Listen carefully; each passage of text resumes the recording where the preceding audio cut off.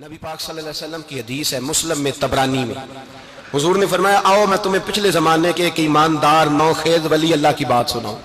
پچھلے زمانے حضور نے فرمایا پچھلے زمانے میں ایک بادشاہ جادو کے زور پہ حکومت کرتا، جب وہ ایک جادوگر اس نے رکھا ہوا تھا تو جادوگر اس کو جادو بتاتا، وہ جادو کے زور پر حکومت کرتا۔ جادوگر بوڑھا ہو گیا تو کہنے لگا بادشاہ کو نوجوان میرے پاس بھیج دے، اب میں بوڑھا ہو گیا ہوں، میرا پتہ کوئی نہیں کب مر جاؤں۔ ایک نوجوان کی ڈیوٹی لگائی، بڑا زیرک سمجھدار، اپنے رعایا میں سے چن کے جو ذہین فطرت مزاج بچہ تھا وہ اس نے لگایا۔ اللہ کے محبوب علیہ الصلوۃ والسلام فرماتے ہیں بچہ جادو سیکھنے لگا، وقت گزرنے لگا۔ بچہ جب جادو سیکھنے جاتا تو رستے میں ایک راہب بھی تھا جو انجیل جانتا تھا، وہ اللہ سکھاتا، لوگوں کو حضرت عیسیٰ علیہ السلام کی تعلیمات سے آگاہ کرتا۔ اس نے دیکھا کہ یہاں بھی لوگ کٹھے ہیں تو وہ بچہ اس راہب کے پاس بھی اٹھنے بیٹھنے لگا۔ اب جب اس کے ساتھ اس کی گفتگو بڑھنے لگی تو اس کو باتوں میں لذت آنے لگی۔ اس نے راہب نے پوچھا کہ تو کون ہے اور کس طرح سے آیا ہے، کیا تیرا معاملہ ہے؟ اس نے کہا جی میں جادو سیکھنے جاتا ہوں، آپ کی باتیں مجھے بڑی اچھی لگتی ہیں۔ اس نے کہا دین سیکھ، جادو سیکھنے والے کافر ہو جاتے ہیں، قرآن و حدیث سیکھنے والوں کو اللہ کامل ایمان عطا فرماتا ہے۔ فرمایا یہ سیکھ۔ بچہ بیٹھنے لگا، اس کے پاس آنے لگا، باتیں دل میں گھر کرنے لگی۔ ایک وقت آیا کہ مسلمان ہو گیا، اور مسلمان کیسے ہوا؟ بچہ کہتا ہے میں تجربہ کر کے ہوا، اب میں تھوڑا سا وقت جادوگر کے پاس بھی جاتا اور باقی سارا وقت وہاں بیٹھتا۔ میں ایک دن جا رہا تھا تو رستے میں اژدہا تھا، بہت بڑا سانپ تھا، رستہ روک کے کھڑا تھا۔ یہ حضور نے بیان کی حدیث، نبی پاک صلی اللہ علیہ وسلم فرماتے ہیں بچہ کہتا ہے کہ رستے کے اندر سانپ ہے، رستے بند ہے، لوگ چھتوں درختوں پہ چڑھے، ہراش ہے۔ کہتے چھوٹا سا روڑا میں نے اٹھایا تو میں نے کہا اللہ اگر جادوگر سچا ہے تو اسے مار دے۔ چھوٹا سا روڑا میں نے پھینکا، اژدہا کوئی نہ مرا۔ پھر چھوٹا روڑا اٹھایا، میں نے کہا اللہ اگر وہ عالم سچا ہے تو اسے مار دے۔ اب جب میں نے روڑا مارا تو اژدہا مر گیا۔ میرے اندر سے گواہی آئی نہیں دین کی باتیں سچی ہیں، نہیں قرآن کی باتیں اسلام سمجھانے کے لیے عرض کر رہا ہوں، اگرچہ اس دور میں انجیل تھی، اللہ رسول کی باتیں اچھی ہیں۔ کہتے میں مسلمان ہو گیا، اب میں نے راہب کے پاس ہی رہنا شروع کر دیا، جادوگر کے پاس چھوڑ دیا اس بچے نے آنا۔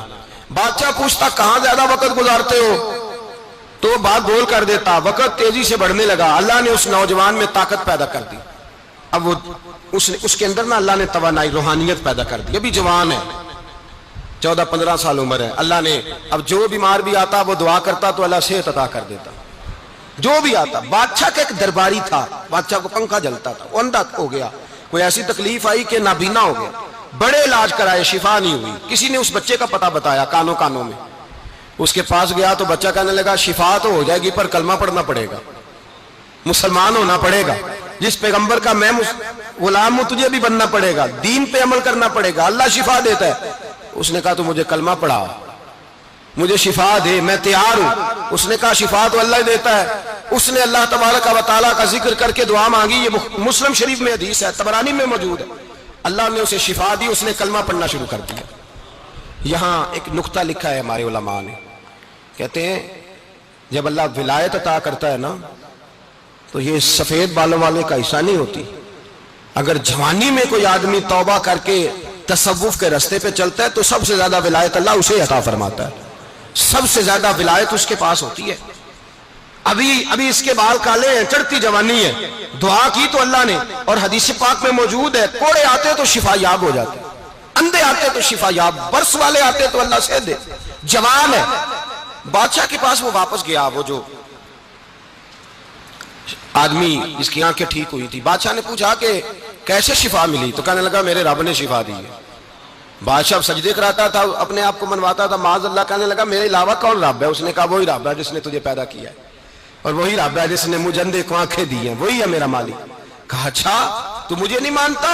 کہا نہیں میں اپنے رب کو مانتا ہوں۔ بادشاہ نے اسے سزا دی، ستایا، اس نے بچے کا پتہ بتایا، پھر بچے کو بلا کے ستایا تو اس راہب کا پتہ بتایا، راہب بھی قتل ہو گیا، نابینا بھی قتل ہو گیا۔ بادشاہ نے کہا سپاہیوں سے اس بچے کو لے جاؤ اور پہاڑ کی چوٹی پہ جا کے نیچے پھینکو تاکہ مر جائے۔ بچہ پہاڑ کی چوٹی پہ گیا تو ہاتھ اٹھا کے کہنے لگا یا اللہ میرے لیے نہیں اپنے لیے، میرے لیے نہیں اپنے لیے انہیں اپنی قدرت کے جلوے دکھا، میرے لیے نہیں۔ اللہ کے بندے اپنی جان بچانے کی دعائیں نہیں مانگتے، اپنے لیے انہیں اپنی قدرت کے جلوے دکھا۔ یہ دعا مانگی، جتنے لوگ ساتھ آئے تھے وہ سارے زمین پہ گرے اور سب مر گئے، پہاڑ سے گر کے مر گئے۔ بچہ واپس سیدھا بادشاہ کے پاس، کہنے لگا لو بھائی میرے رب نے مجھے بچا لیا ہے، जवान का ईमान देखो, मेरे रब ने मुझे, बोलो मेरे अल्लाह ने मुझे ईमान की गवाही दे रहा, मैं बच गया हूं, तू झूठा है, मेरा रब सच्चा है। उसने कहा ले जाओ इसको दरिया में, कश्ती में बिठाओ, बीच दरिया के जाके धक्का दे दो। बैठे कश्ती में, दरिया के बीच गए, और जब जाके वहां उसको धक्का देने लगे तो उसने कहा अल्लाह मेरे लिए नहीं, अपने लिए, इन्हें अपनी कुदरत के जलवे दिखा। बस एक तूफान सा आया, जितने सिपाही साथ आए थे डूब के मर गए। वो बच्चा उठा और सीधा फिर बादशाह के पास, उसी के पास, कहने लगा लो भाई मेरे रब ने मुझे बचा लिया है, तेरे पास आया हूं। वो कहने लगा तू क्या मुसीबत मेरे गले पड़ गई है, कैसे जान छूटेगी? तो बच्चा कहने लगा अगर तू मुझे बांधे दरख्त के साथ और सारे मुल्क को बुलाए, लोगों को इकट्ठा करे, फिर तू मुझे तीर मारना, मैं तुझे बताऊंगा कैसे मारना है, मैं मर जाऊंगा। अल्लाह का बंदा नौजवान, ईमान देखो, मरने के तरीके बता रहा है, मैं तुझे बताऊंगा मैं कैसे मरूंगा।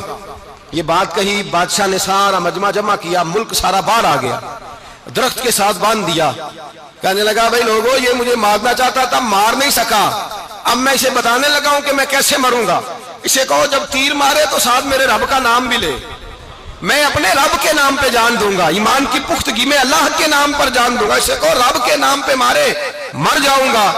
बादशाह ने अल्लाह कह के तीर मारा, पेशानी में लगा, बच्चे की रूह परवाज कर गई, जितना मजमा खड़ा था सारा कलमा पढ़ के मुसलमान हो गए, सारे मुसलमान हो गए, सारे।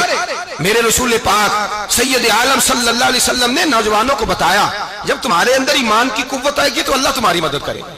फरमाया वो नौखेज वली था, अभी जवान राना था, अभी उसकी पेशानी पर जवानी के आसार थे, लेकिन उसने अल्लाह को राजी किया, रब करीम को राजी। विलायत का मतलब बुढ़ापा नहीं, विलायत का मतलब वो नहीं कि जब बड़ा लंबा वक्त गुजर जाए तो फिर आदमी आए कहीं नहीं अब क्या करना है, अब मस्जिद ही है, अब तो इसके अलावा गुजारा ही कोई नहीं। तो उस वक्त का आना अल्लाह की बारगाह में कबूल तो है, लेकिन शाबाशी उसी को मिलती है जो जवानी का वक्त आए, जो ऐन उस वक्त आए जो वक्त मेरे रसूल पाक अलैहिस्सलाम के गुलाम है अब्दुल्लाह इब्न उमर। हजरत अब्दुल्लाह इब्न उमर रज़ियल्लाहु ताला अन्हु फरमाते हैं कि मैं निकला, मुझे सफर के लिए जाना था, तो थोड़ी सी खजूरें, थोड़ा सा सिरका, एक शहद की बोतल, चीजें मैंने सफर के लिए साथ रख ली। मैं जब मदीने से बाहर सहरा में निकला ना तो रमजान नहीं था, गैर रमजान था।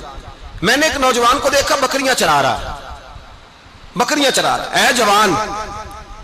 आप फरमाते हैं उसका चेहरा बड़ा नूरानियत वाला, गर्द पड़ी हुई पर बड़ा हसीन। फरमाते हैं मैंने उसको कहा कि आ जाओ खाना खा लो, रोजे भी नहीं थे। कहने लगा नहीं मैंने रोजा रखा हुआ है। फरमाते मैंने कहा पता करूं कि निरा नेक ही है कि परहेजगार भी है। नेक वो होता है जो नमाज पढ़े रोजा रखे, परहेजगार वो होता है जो गुनाह से बचे, वो परहेजगार होता है। कहा पता करूं परहेजगार भी है कि नहीं। कहते मैं करीब गया तो मैंने जाकर उसको कहा भाई तेरी बकरियां बड़ी प्यारी हैं, मेरा दिल करता है कि बकरी मुझे दे दो।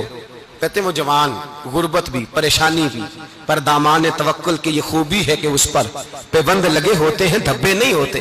गुर्बत है। कहा जनाब एक बकरी दे दो। आने लगा जनाब बकरियां मेरी नहीं, बकरियों का मालिक कोई और है। कहते मैंने आजमाने के लिए कहा कि बकरियों के मालिक को कहना एक बकरी भेड़िया ले गया है, कह देना भेड़िया ले गया है।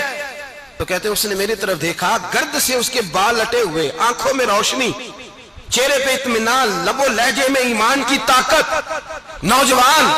कहने लगा हुजूर बकरियों के मालिक को तो कह दूंगा भेड़िया ले गया है, जब अर्श का मालिक पूछेगा तो क्या जवाब दूंगा, अल्लाह को क्या जवाब दूंगा। कहते हैं मैं कांपने लगा, उसकी बात सुन के वापस आया, जो काम निकला था वो छोड़ा, वापस लौट आया।